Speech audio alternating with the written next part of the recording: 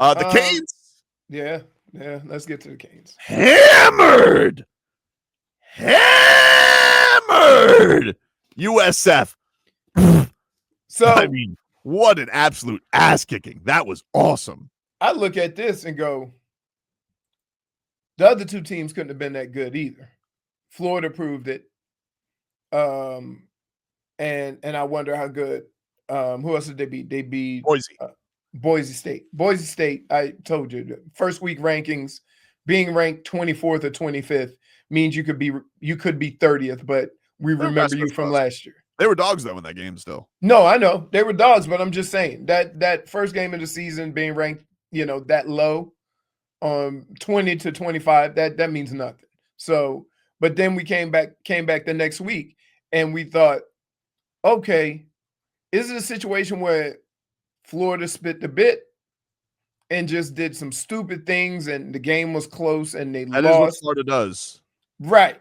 Or is USF really good? And because they beat two ranked teams, Vegas wasn't falling for it. Right? Because they go, man, how you have a ranked team and you're a 17.5 point favorite against them? Well, that's why. Because they saw and they look, and I asked the question last week, like, is it more of about the other teams or is it about USF? And I don't know, but I do know the Canes put it on them. as thorough and ass kicking as they could put on anybody. They basically played a perfect game. They didn't even look like two ranked teams. No, they did not. They didn't. But the Canes right now are number 4, and that is what a number 4 team should do to a team that has just kind of snuck in there. They throttled them, and they have just so much beef on that offensive line. Hey, and you think Georgia wants Beck back? Hey, look at him, dude. Is that crazy? But there we go. There's another example. Why can't we leave well enough alone? Carson Beck's playing with a swagger, dude. He's got a handshake every time he scores a touchdown, Brittany. Oh, he's doing special bro dap to everybody. I've never been so happy to be wrong about something in my whole life. Oh, you didn't think Carson Beck was going to be any good? No, I not that I didn't think he was going to be any good. I just was scared about the interceptions because of how horrible it was last year for him. Plus coming off of surgery, we've seen this film before, there's really not a difference with Tua. Like, he came in. Obviously, it's a different league, but still, I was nervous about a injured quarterback coming in. Well, the difference is, and I'll tell you the difference right now, is that Carson Beck is a big boy. Yes, he is. And the other thing is that when you're pressing in the SEC to try to get wins when you have to and you throw picks, you also have to look at situations. Like, a lot of times we just look at the stats at the end of a game and not understand the circumstances of why, you have 4th and 10 at the end of a game and you chuck one up and get a pick. You can't go, oh, there goes Carson Beck throwing picks again. And there was a lot of that in the SEC because a lot of their games were kind of close. So I get all that. But to your point, there was a lot of people who had questions about that. But the guy's been, 80%? Dude, he's been so good. And been accurate. And the thing is, Brittany, when you come into the season, you're worried because you lose all those receivers. This might be better than last year. No, they're better. They're better than last year. We got these freshmen, dude. They're so good. From top to bottom. They're so good. We got Malachi Tony's so good, and this Joshua Moore, he did a half a Randy Thanksgiving Moss. I know. Yeah. He basically was just like, 2 catches, 2 touchdowns. They're so, and CJ Daniels again with. Oh my God, that's CJ Daniels, dude. If he didn't have the catch, that was the catch. That catch would be up for any catch of the year. He basically caught a ball being swaddled by a cornerback. He literally went around his. It was the most insane thing I've ever seen. He went around his body to catch that ball. It was. And then maybe the guy who doesn't get enough credit and should is Mark Fletcher, because this guy, he's a freaking bulldozer. Yep. He had as good of a game as any running back can have in college football, to be honest. He's such a moose. He's it's unbelievable. No, the Canes, this feels top to bottom like they definitely feel like they fixed a lot of their issues. Yes, I don't well, know. you got to here's and I'm trying to take a task at hand, one a game at a time. But they're so deep, Leroy. They just feel like they feel so complete as a team right now. Here's what I like about it. All of the questions that you had, and we just talked about them, young wide receivers. We talk about the secondary, but again, if you have a pass rush, you don't have to rely on the secondary as much, right? They get after you on the defensive side of the ball. Offensively, they can throw it around, right? They have the weapons to throw it around, but it all starts with Fletcher and running the ball inside with those big linemen. Now, basically, as you go through the season, now you look for the test, right? Like, yeah, you're dominant against Notre Dame, and that was a great win because they were known as the team up front, right, that can handle everybody, and you put it on them. Yep. You went to Bethune, took care of business.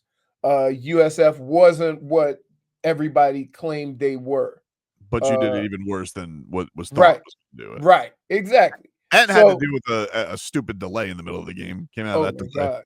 Oh, that was terrible. Yeah, it sucked. Nothing like having a delay and having it sunny at your house. Mike Tyson is bringing his Return of the Mike show to the Seminole Hard Rock Hotel and Casino this December. Stories and more from Iron Mike. You got a chance to win tickets. All you got to do, text the word dynamite to 20357. He's a friend of the show now, by the way. He's in. Dynamite. Text dynamite to 20357. For more information, go to WQAM.com. It's text contest. Message and data rates apply. Don't text and drive. Tickets are also available for purchase at casino.hardrock.com/Hollywood/events. I think you could also just get them at hardrock.com/Tyson or /Mike Tyson. So that might be a little easier. But anyway, appreciate Iron Mike. Oh, man. Did I have a fun night Saturday night watching that boxing? God, it was good. That Terence Crawford dude, he's so good. I really just, you always say appreciate greatness. He's so great. He's so great. Like when the guy who has pretty much beat everybody standing in front of him can't get a hand on him.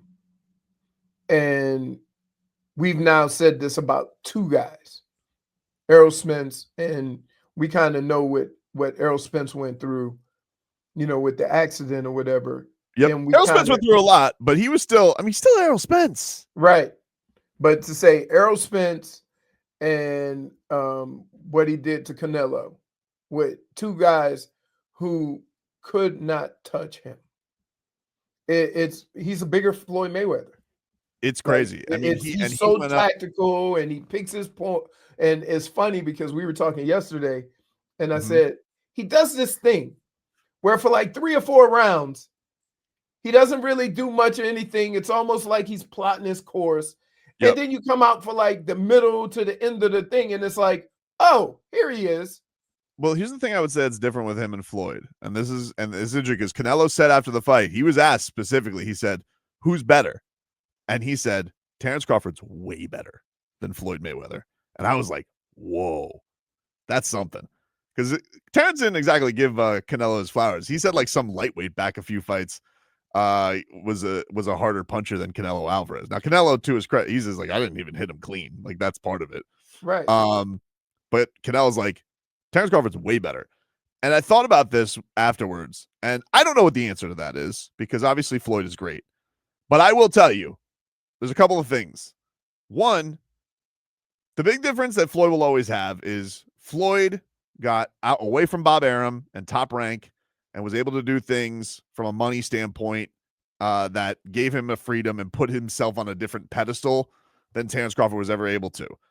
He was a little bit in this promotional fog for so many times, and he just couldn't take on the best guys in the world because all the welterweights and all the lightweights were kind of boxed into another promotion. So that really slowed a lot of his exposure. It was basically the Tyson thing, what Tyson was talking about as far as getting clicks and making money, and it wasn't about boxing. But I'll tell you this, dude. He's undisputed in 3 different weight classes, and he went up to 168. That needs to be like in history Floyd's great. I'm not taking anything away from Floyd's greatness. Okay. And even Terence didn't want to do that. He said Floyd could be the greatest in his. But I'm telling you right now, what he did was so impressive to go from a guy at 140 up to 168, one little 154 fight. And by the way, not against the bum, took out Madrimov. To do that, man, that's something.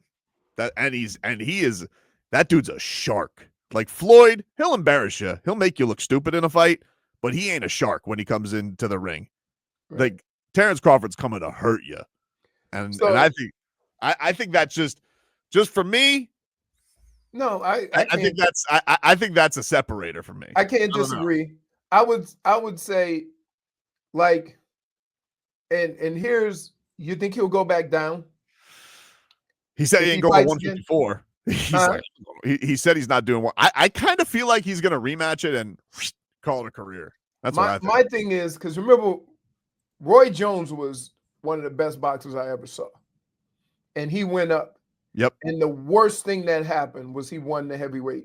Light heavyweight, or was it heavyweight? No, he won the heaveweight, and then he went back down, and he never looked the same. Nope. And that's what I'm wondering if something like that could happen. Because if that didn't happen, then I would say, oh my goodness, because I thought when Roy Jones went up in weight and won the heavyweight championship, I was like, holy smokes, what do we have here? Then he went back down. Dude was never the same.